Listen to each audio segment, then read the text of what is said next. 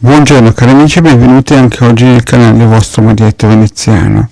Oggi, da come avete visto, faremo una piccola meditazione sulla storia di Davide e anche sul mare, quindi stendetevi bene su una poltrona, un divano o un letto, mettetevi dei vestiti comodi e cominciamo a respirare profondamente.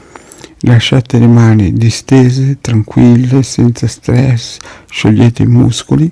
A questo punto respirate profondamente, chiudete gli occhi e con la lingua passatela sopra i denti superiori e inferiori della bocca. A questo punto sentite l'odore e il profumo che entra nei polmoni dalla stanza e visualizzate dentro di voi un bellissimo prato a forma di stella di Davide.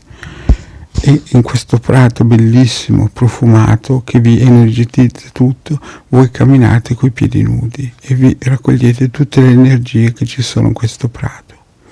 A questo punto vi incamminate verso la punta della stella e siete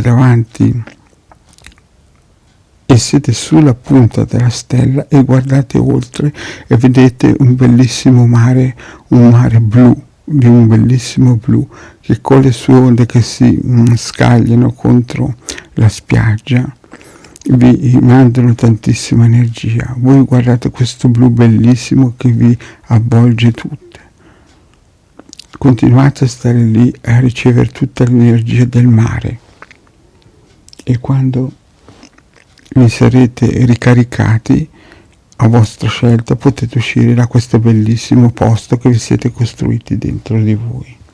Bene cari amici, anche oggi il vostro Marietto Veneziano vi ha dato una piccola pillola molto short e vi chiede, se non l'avete ancora fatto, di iscrivervi al canale di Illegale del vostro Marietto Veneziano e di venirci a trovare nei nostri gruppi Facebook e di Telegram, dove lunedì sera alle 20:30 teniamo dei corsi di esoterismo. Grazie cari amici e alla prossima, ciao.